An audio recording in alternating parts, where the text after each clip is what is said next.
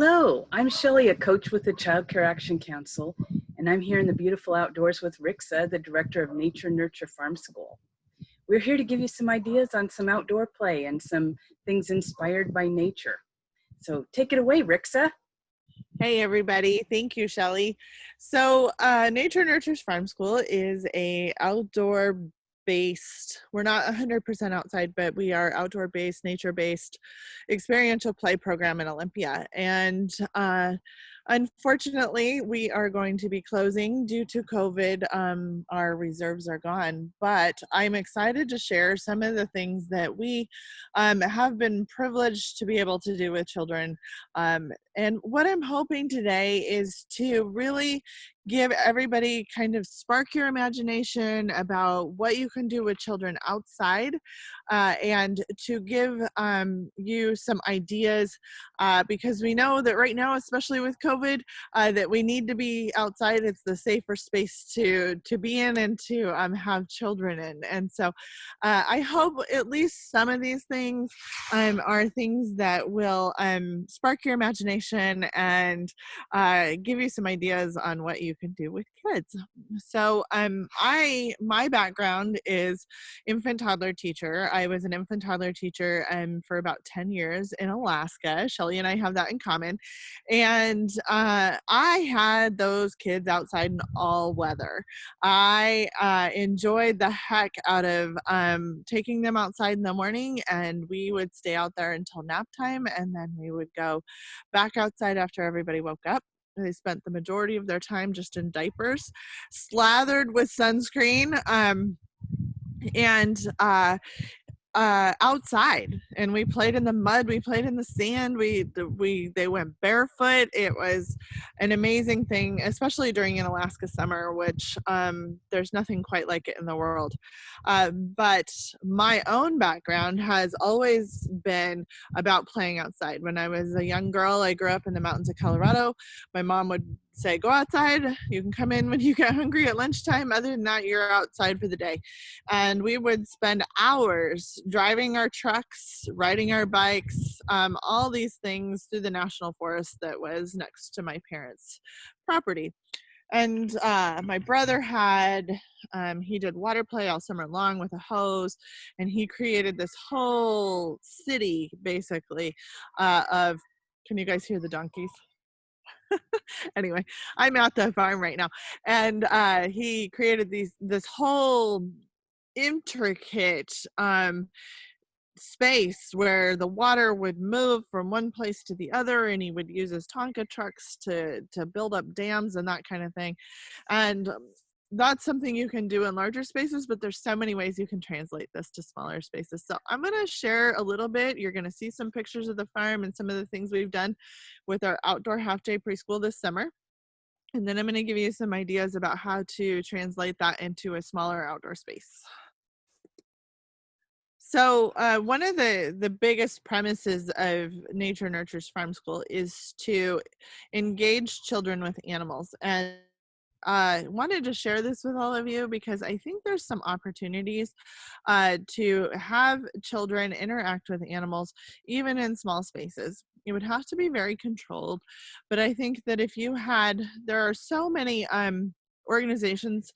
It might be kind of challenging right now, but if you could do it outside, that can bring in a service dog who is specifically trained for interaction with like hospital patients, that kind of thing, and to engage with children on how to be around animals, what it means to have animal energy. I don't know if you guys know this, but one of the things we do, especially before we interact with the horses, is we take a really big deep breath and we let it out so that our body feels very calm, because animals really read our energy very accurately. So if we're feeling anxious, they're going to act anxious. And so especially when we're working with children of the younger ages, having them learn how to calm their body has been an incredible thing for us to do. So the other thing that they can learn is like how to read body language, how to keep themselves safe, and how to build those relationships. And sometimes it's really interesting to be able to talk to a child who has who struggles socially about how to interact with an animal, and an animal feels very safe to them, and so they can talk to you about what's hard for them because there is no judgment. The animal doesn't offer any judgment, and so that has been a very powerful tool that we have been lucky enough to have. Right here, you'll see our young friends interacting. So the farm has a herd of 11 horses. They have 2 donkeys, 2 miniature horses, 4 alpacas, 2 goats, some chickens, 2 peacocks. It's a menagerie, so to speak.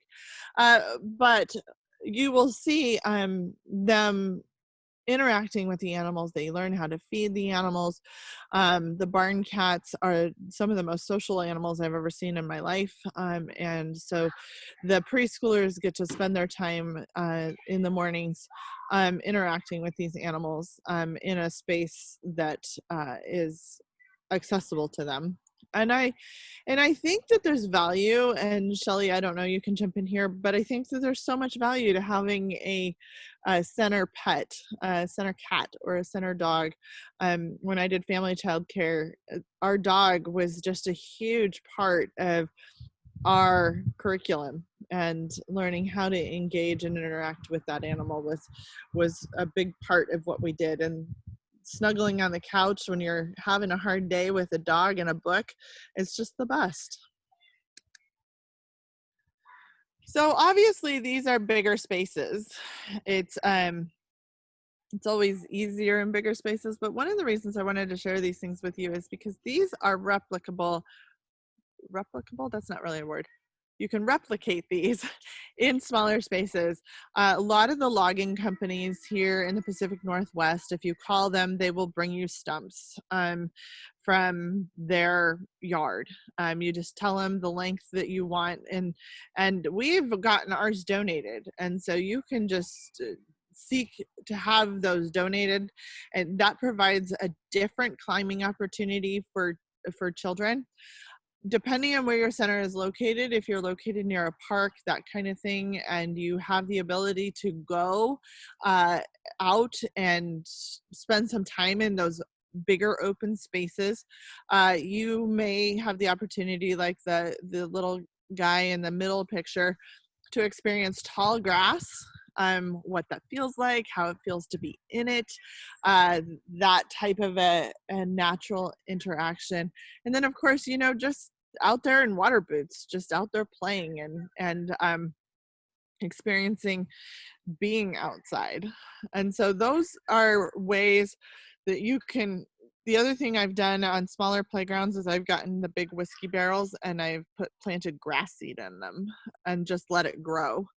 And then the children can, depending on what type of program you have, it can be a science experience where they watch the seed, they watch it germinate, they watch it grow, they cut it with scissors, all those kinds of things.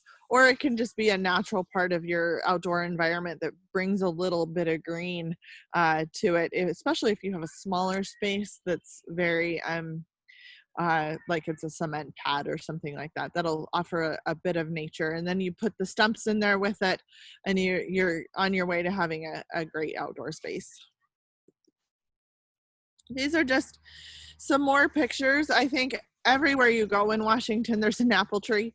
I know that there's several on our farm, and one of them is very accessible for climbing. And so the preschoolers this summer have spent a ton of time climbing both cedar trees, which if you are in old growth forest that doesn't have, or if you have access to some old growth forest that doesn't have a lot of traffic, the cedar trees will grow really close to the ground, and they grow with these like looped branches.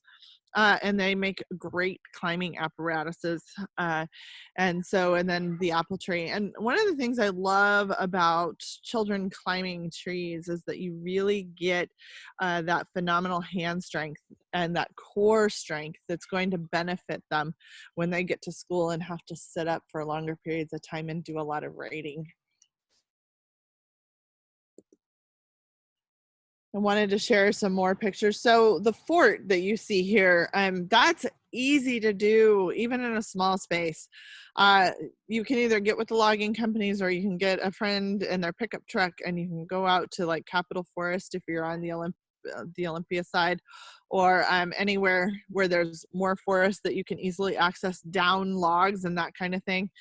And you can bring them back onto your playground. And I'll show you a picture in a little bit at our brick and mortar site where we have just a whole bunch of blow down branches and smaller trees that we've brought onto the playground, and children are encouraged to lift and to build with them and to create their own kind of space.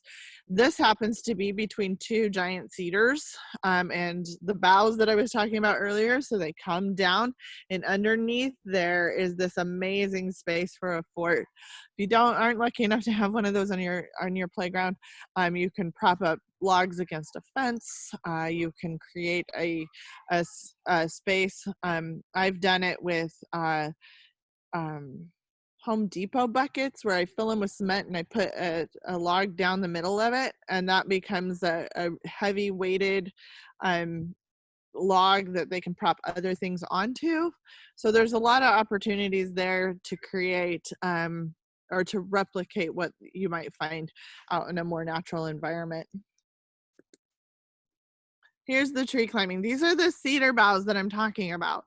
I mean, how much more perfect could this be than this? And over the course of the summer, this was actually taken back in mid-July. And these guys, I mean, I think it would be so much fun to climb up a tree, but to watch these guys, they're both 4, and the courage that they've had to have, and then the resiliency and the independence and the ability, the confidence that they've gained through continuing to work. And so the bottom branches on these are about 3 feet off the ground, and so for a 4-year-old that means they really have to stretch high to grab that bottom branch, and then they have to pull themselves up to get up there, and to watch them. And I think one of the things, Shelley, that we're all seeing with kids right now, especially as centers are beginning to reopen, or if they've been open the entire time, it's a stressful time.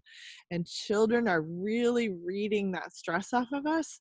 And one Yes, of it the is. things about being outside is that it naturally lowers cortisol just by being out there. And so these experiences with big body play and that kind of thing help process that cortisol that's in their system from just being cooped up for all these months and not being able to go and do the things that they normally do.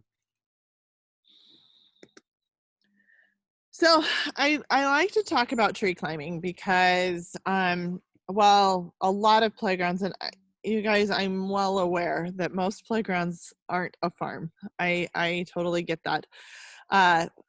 There are ways to replicate that grip thing that you need, and that's where I was talking about the logs that you can bring onto your playground, the sticks you can find. You can go to some of the rivers and get those big rocks. Those are all great ways to increase grip strength. But tree climbing is one of those things, and it's controversial, right? Because it's not exactly perfectly safe. And so, but the benefits far outweigh anything else that I can find. And I will tell you that I ask 2 questions when children are up in trees. I ask them, do you feel safe? Do you feel like your body feels safe? Do you feel like you're in a place where you can keep yourself safe? And if the answer to that is yes, then we're good. And then I ask them, what is your plan? What are you going to do next? And so that they're really constantly thinking, okay, I have to keep myself safe and I need to have a plan. And these are 2 skills that translate to adulthood beautifully, especially if you don't if you don't know how to have a plan by the time you're adult, and we all know those ones that don't, then you can find yourself in some challenging situations. So for me, teaching children how to make a plan is really a big part of what I'm supposed to be doing as an early educator.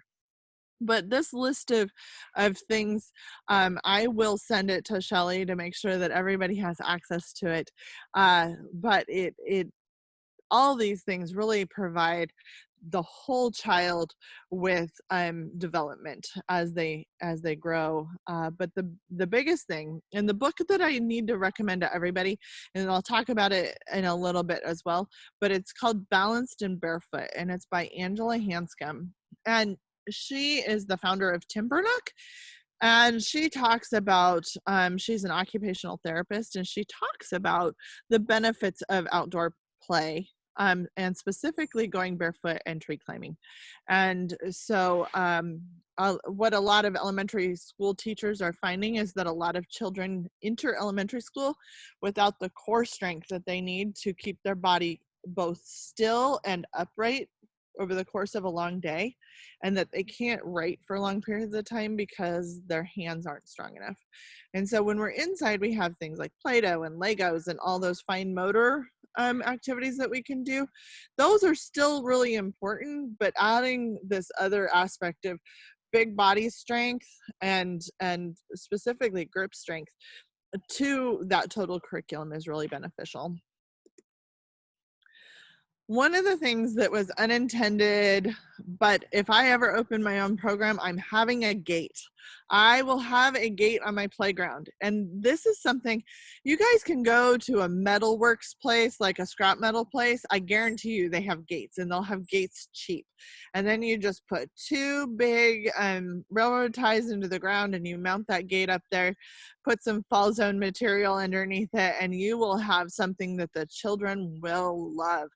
The gates are, they swing, so that's kind of cool. They open, they can go over the top of them, and it has been, in the bottom picture, that was his first time where he successfully went over. And then after he got over, he didn't want to do it again for a while because it was really scary. And then about 2 weeks ago, I asked him again. I'm like, do you want to go over or do you want to go through? So if we go through one of the lower levels of the gate. And he said, I want to go over. And so up he went, flipped over the top, came back down the side so fast. It was the coolest thing. I was like cheering. I was so excited because to watch the development happen that fast over the course of the summer, it's just one of those things as a teacher, you're like, yes, I do make a difference, you know? And so I think gates are probably one of the things that I have discovered that from now on, wherever I am, I'm going to have a gate on the playground, because the confidence that they've gained, the challenges that they've had with getting over the top. And I have not had one accident with either the gates or the trees. I am always been that teacher that really trusts children to be able to tell me if they are in over their heads. And one of my rules has always been, I'm not going to help you. You are either going to do it all by yourself or not at all. Because if we step in as teachers to help, then there's a sense of false confidence that they can do something that they actually can't. And so if they get to a place where they're stuck, then I will go over and I will help them figure out how to get back down, but I still won't do it for them. They have to figure that out. And that helps actually to keep them safe, because they are very in tune then as to what their capabilities are. But it's also really an essential component of childhood that children are allowed to risk. Healthy risk, especially physical risk. They need to experience fear. They need to experience what it means to get in a little over their head, because when they get behind the wheel of a car at 16, they need to know these things. And so I have always been, I call it my risk ID, but I've always been very much a fan of allowing children to risk. Of course, berry picking, right? It's the best this time of year. If you everywhere, especially in Washington, you can go and you can find berries. I have a good friend who runs Discovery. Is it Discovery Kids and I think that's what it's called, in southeast Washington, I think is where it is. Anyway, she posted a picture the other day of a handful of blackberries. And let me tell you, since the berries have come ripe, we've been eating raspberries. We've found salmon berries, blackberries right now. I'm even guilty of eating a ton of them. So the things that you can do outside with berries too is pretty cool. So we are going to make blackberry pie early next week because I think there will be enough of them ready. But we can do that all outside with just taking the pie in to cook. We're also going to crush up blackberries and make dye. And then I've brought in some natural wool, and we're going to dye it using different strengths of blackberry juice to see what we get from it. We also have here at the farm, we have a garden, but you can go to the grocery store or the farmer's market and get a beet, and you can mash that up and you can make that into a natural dye. Another friend of mine uses dandelions, and she makes a natural dye with that, and you can do that all outside. You can give the children a mortar and pestle, and they can crush up the berries, and they can crush up the um, beet and the dandelions to make the dye that you're going to use, and then you can make a tapestry with it for your classroom. That little house there is they named it Jimmy Gregg's house. I don't know who Jimmy Gregg is, but that's who lives there. We visit Jimmy Gregg regularly. They told me today that he's fake, so the cat is out of the bag there, but we've had a good time imagining all summer long about who Jimmy Gregg is and where he could be, but they finally are on to me. But one of the things that we've done is we've taken tempera paint up there and we painted his house for him, so that was a lot of fun. So I want to talk a little bit about fields, because this is also something that you can do in a lot of spaces where you have access to tall grass. And this can even be done along the edge of a playground where that taller grass grows up through the fence. I'm going to come back to this slide. I'm going to jump ahead. So we've discovered 11 varieties of grass in this field, and I have an app on my phone. It's called Picture This, and you can take a picture of a plant and it'll tell you what it is. And so in this one field, 11 varieties of grass, and we've gotten to watch it go from about this tall to taller than all of us, and we've gotten to watch it seed. And so, I mean, we've documented the whole process, and they've been super interested. We show them how to take the piece of grass and to pull all the seeds off of the top of the piece of grass, and then we've been able to watch them. We've shown them how to pull the grass out of the bottom part, so we'll separate it, and then you can chew on the end. So we've shown them a lot of different things to do with this grass, and then we've measured it against our height. So I'm almost 6 feet tall, so the grass has never gotten taller than me, but they're closer to about 3.5 to 4 feet tall, and the grass has definitely gotten taller than them. So it's been a lot of fun to watch that process for them. I want to go back to this slide really quick, because I think this is also something that's really important for children, and this is something that you can do no matter what type of playground you have or what type of outdoor space. I recommend taking pillows and blankets outside, books, setting up a quiet corner or a quiet nook where children can sit, but just sitting and being one with nature, the sun on your back, listening to the birds. I'm not a fan of bringing music outside in the form of like a radio or that kind of thing. I'd rather have the natural sounds around me. But you know, there's the ability to have a lot of different opportunities for music. I think bringing out Home Depot buckets and sticks and having drums, that's a different kind of music than like a radio or something like that. But for me, just the sitting outside, sun on my back, even right now, Shelly, while we're doing this presentation, I'm outside. Like I'm happier here. And I think children are the same way. You have a place to sit still, a place to listen, a place to just breathe. And right now everything is so convoluted and it feels a little scary, even for us adults, that children need that kind of a space. So blankets, pillows, books, drawing supplies, that can all go into a corner of your outdoor play space.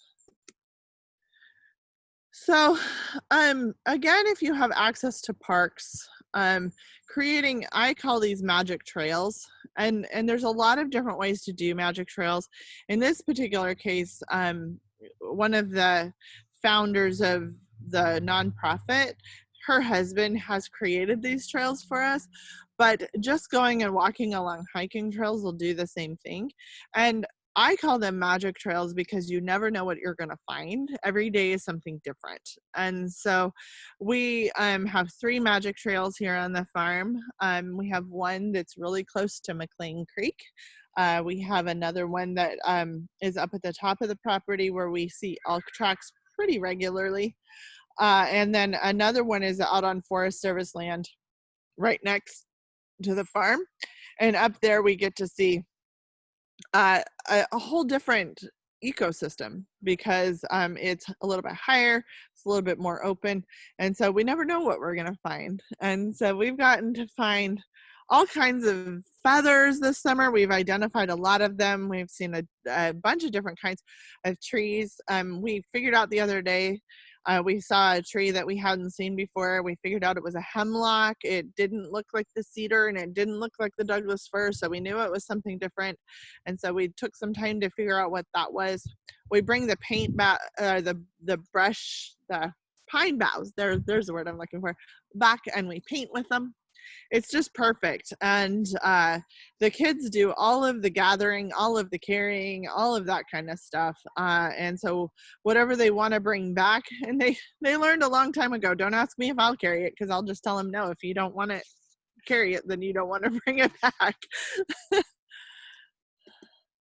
So this is a scavenger hunt that you can do outside. It's an inventor scavenger hunt, but if you Google scavenger hunts, you'll get a bazillion of them. But I like this one for outside because I think that it's what's the word I'm looking for? I don't know. It inspires the imagination just a little bit more than something inside. So when you think about find something you can turn, they could look at a fence or a gate, something that's bumpy, so there's rocks. And so this encourages them to think just a little bit more divergently or outside of the box than a traditional outside one, which would be like hard and soft and rough and things like that. And so I appreciate these scavenger hunts, especially as they get closer to kindergarten, because we know that, I call them the 5 years, that they are ready to go, right? They've been with you maybe for as much as 5 years, and they really need a little something extra to keep them engaged. And so these scavenger hunts have proven to be this summer just absolutely amazing, because especially as you start to make them a little bit harder, and then you can engage them. We have created a treasure box. So if they find something really cool in some of these scavenger hunts, we put them in the treasure box, and then we regularly, I would say about every 2 weeks, we'll go back and we'll look through the treasure box and we'll reflect on what's in that box. And then we'll decide what we want to keep still and what needs to go back to nature. So we're really lucky to have a creek. I know most people don't have a creek. Right now the creek is really, really low because it's been a dry summer, so it's the perfect play space. It's McLean Creek, so it is salmon bearing, which has offered an array of science exploration this summer. And we've also discovered water striders. Water striders can walk on water, and we've had a lot of discussions about why we can't walk on water, but they can. And so that's been a ton of fun. But you can recreate a creek in your outdoor play space. All you need is a hose. And so we have been able to do that over at our brick and mortar site we had a dump truck of dirt dropped in January, pre-COVID, and they literally put the hose on the top of that, and then the kids work with the water as it runs down the side of that dirt hill. It's a super easy. I know money is tight for most programs right now, but a dump truck of dirt is only like $160. You get it's called pit run gravel. It doesn't cost a ton of money. You get them to dump it at a certain spot on your playground, and you throw in a few Tonka trucks and some water and some buckets and shovels, and you have fun for days. And it's supposed to be like almost 90 on Friday here on the west side of the Cascades, and so I do believe that there will be a lot of water happening out there. But it recreates the idea of a creek. So we spent a lot of time this summer boat building. All you need are sticks. So I've done this before in outdoor playgrounds where I use the under bed tubs. So they're about this high and they're long and they're narrow, but there's a bit of space in them that you can fill with water. And then I've gotten little sticks like this, not very big, and given children hemp twine and scissors and whatever else they seem to want so that they can build boats. So this is definitely accessible no matter what kind of outdoor space you have. And then they can see how their boat does. So this little one, she's actually 5. So she's one of the 5 years that I was talking about. And she spent quite a bit of time mastering this boat because it didn't work the way she wanted it to. And so she had to really problem solve. It kept falling apart, even though she had done it the way she thought. And so she really had to problem solve how to keep those sticks together. And I have always been the teacher that trusts the child with adult tools. And so I just put the scissors out there with the hemp twine. I've taught them how to use those tools prior though. So they've had some practice with them. And we talk before the tools ever go out about what's safe and what isn't. And so this was a collaborative boat that they did. This would be, I think, challenging without a creek.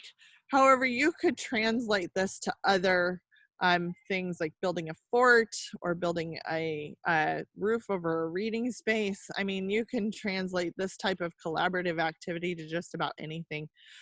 This was a attempt at a boat that was their size. And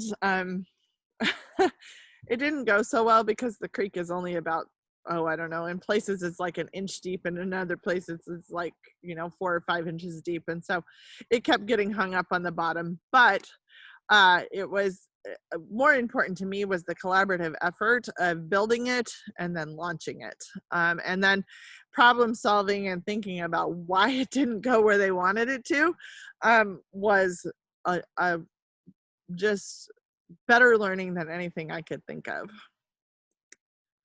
So then we added stuff to boats. That yellow leaf is his mouse. He actually revisited that boat for the first time today after a whole summer without that boat. And he put it in the river and then he pulled it back out and he said, "No, Miss Rixa, I want to save it."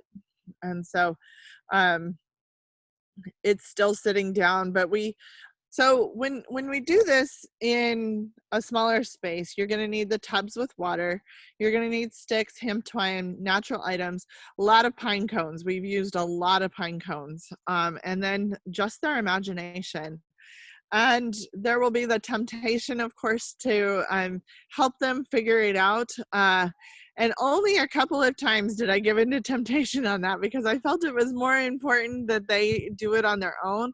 And if they got frustrated, I would talk them through that, or I might demonstrate how to do something and then step back and let them do it. But that is where the learning is occurring, is when it's uncomfortable and hard. And so as teachers, it's important that we that we take a step back and take a deep breath, help them through their frustration, and they generally surprise us and themselves. It's pretty fun. Uh, and so we've spent most of the summer barefoot. Unless we're out hiking around, these kids don't have their shoes on. I have enjoyed watching them get tougher feet. I think at the beginning of the summer, I hadn't learned my lesson yet, and I needed to go into the creek to retrieve a boat that had gotten just a little too far across the creek. And then I had to walk across some gravel, and I have very tender feet. Not so much anymore, though. My feet have gotten tougher too. But one of the things, and Angela talks about it in her book, Balanced and Barefoot. And I swear this is not a testimony to her specifically, but I've always been a big fan of allowing children to go barefoot. It's summertime. It's one of the things that we're supposed to do, right? And so there is now actual science to support why that is a good thing. And so the first thing that happens when they get here, they decide where they're going to go. And if we're going to stay down by the creek, off come the shoes. And they've gotten it down. They go put their shoes in a certain spot so that we can find them when it's time to go back up.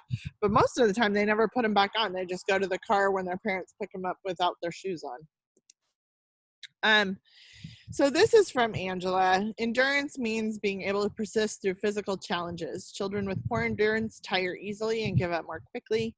Having good endurance is important. It allows children to play for hours without needing to take lengthy breaks. It fosters a healthy body and immune system. I think we all need a good immune system right now. So, and what better thing to do on a 90-degree day than sit with your feet in the creek? And so this is the other thing I used to love to do this with infants and toddlers, is have those tubs of water out with just about an inch of water in the bottom, well supervised, of course, but allowing them to play in the water. The other thing you can do is, if you have a big cement pad, is letting the hose run across the cement pad itself so that there's actual running water on top of the cement, and just let the children play in it. We can get paints out. We can get it all wet and then get chalk out, and then let the water run again and watch the colors all bleed together. There's so many opportunities for water and color to interact that way, and for the children to stay cool at the same time. Ray Pica talks about how being outside with bare feet is also a brain development. It directly contributes to high quality brain development, especially for children who are just learning to walk. The science shows over and over and over again that shoes can impede the appropriate formation of feet. With that said, we all know that there's appropriate times to wear shoes. Not trying to be controversial here.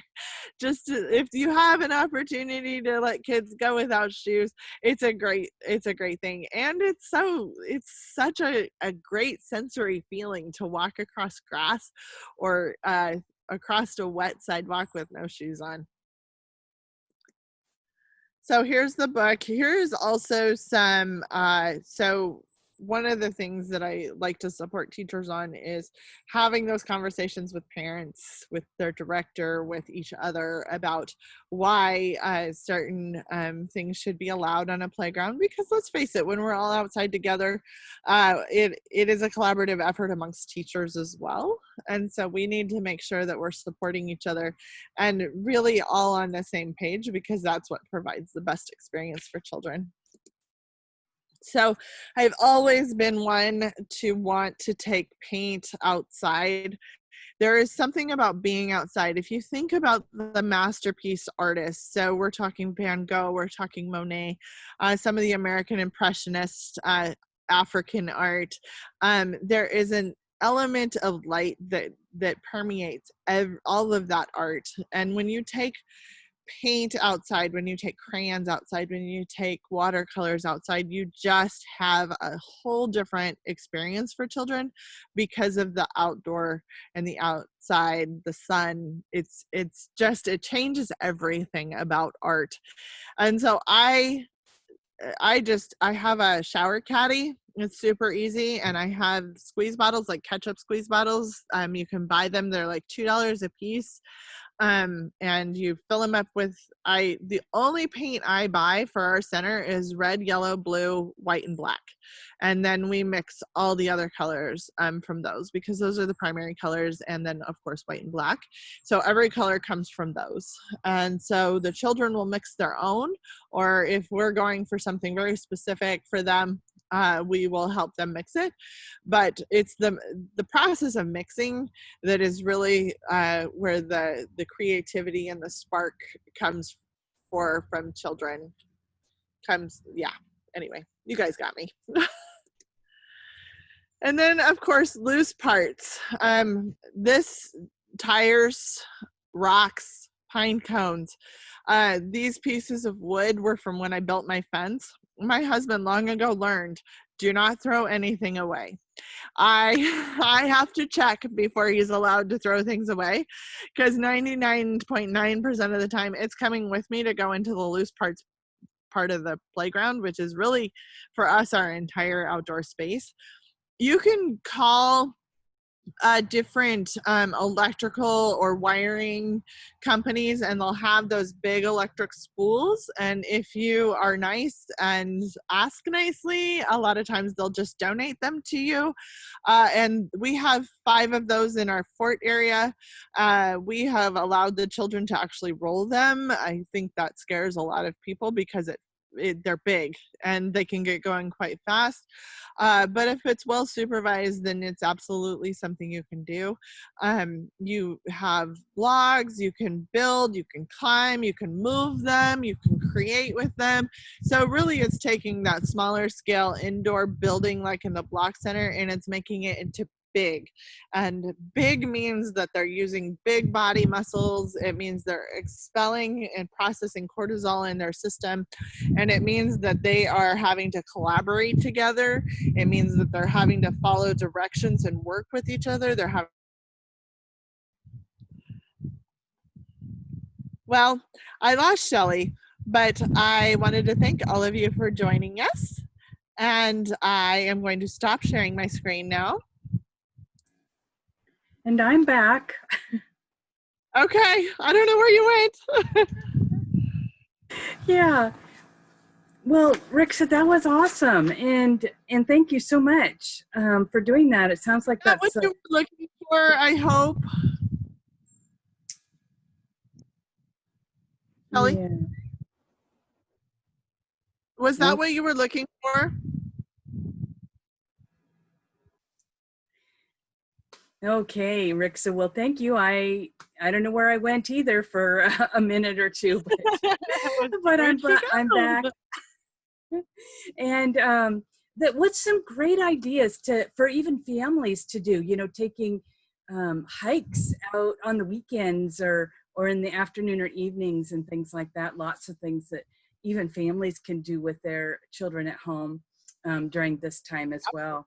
So, and then the Picture This app, that sounds like a good one. I've heard of that app to be able to identify different berries and plants and grasses and things like that. So that sounds like a great app to look at as well. It's so funny because I had a sub last week over here. It was one of our teachers from the school, and they were like, Miss Bailey, you need to tell us what this plant is. And she's like, well, I don't know what it is. And they're like, well, your phone will tell you, like, it's on your phone. Rixa has it on her phone. And I was like, yeah, Miss Bailey, where's your phone? Yeah, that's great. So I have one question that some people might be wondering about, and that is, you know, do you have any kind of a risk assessment tool, or how would you judge the risks, like climbing up a tree or climbing over, or even the berries? You know, Obviously, we can identify the blackberries, but what about berries that might not be good? Do you have any kind of risk assessment that you do? Sure. So the berries that picture this app has been really wonderful because and and I've discovered, at least with our children, a lot of them already know which ones are okay and which ones aren't.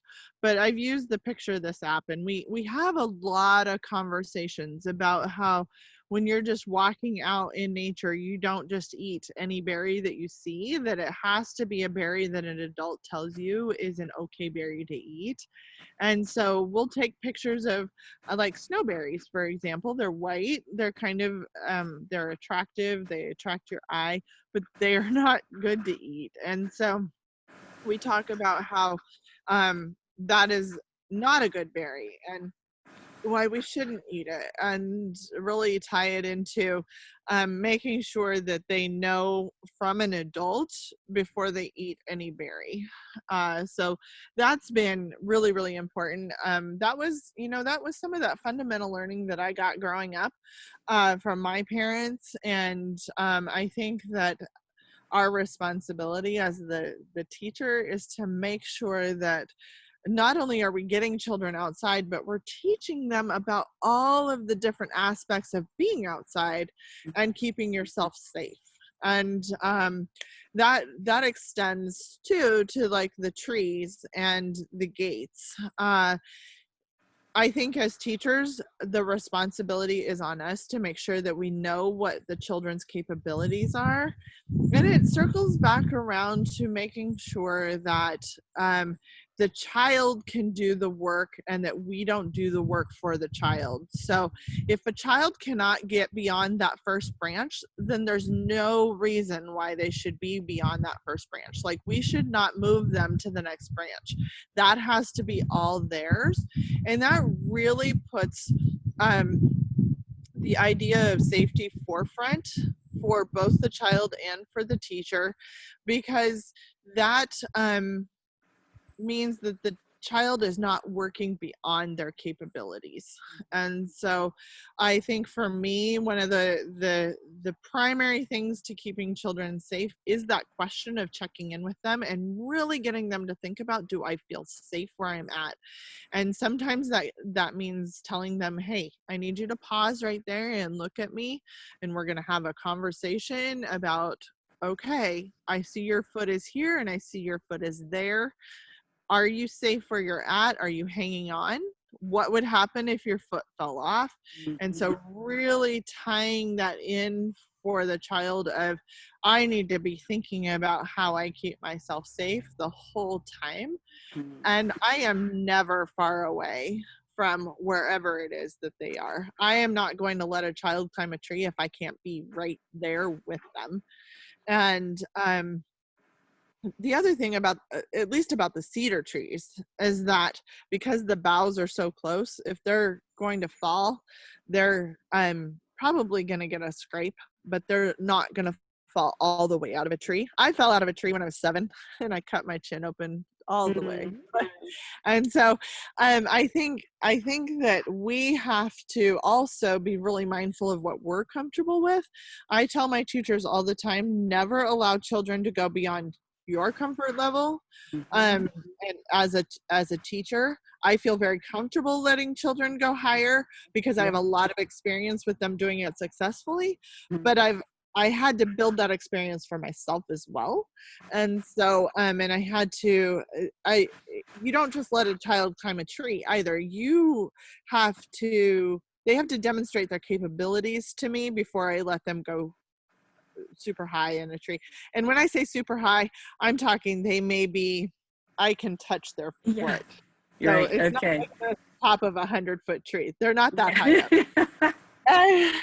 And then for the gates, when we first started, the kids were in rubber boots and the gates were wet. That first week of June, it rained every day. And they were working on those gates in those conditions. And it was the same rule then. Like, if you don't feel comfortable going over the top, then don't go over the top. Let's go through the bottom. And so I really think the best way to teach children how to keep themselves safe is are those conversations and those continual assessments of their capabilities where they tell us where they feel capable. Like, and you will find a child who gets really frustrated when you won't help them to the next level. They'll get really mad at you, but you can't give in to that. You have to say, yeah, I understand that you're mad, and when you're capable of moving to that next level, you will. But right now your body is telling you that it doesn't feel safe up there, and so you need to pay attention to your body. Mm-hmm. And so that's how I've really had a lot of success with keeping children safe. And I have never had an incident in the entire time I've been teaching where a child has fallen if I've followed those rules. Mm-hmm. Okay, yeah. Well, that's great. That's some great tips. Really appreciate you spending time with us today and Absolutely. just Thank you for having giving me. us. Yes, absolutely. All right. Okay. Well, we'll wrap it up, and thank you again so much, Rixa. Of course. Bye, everyone.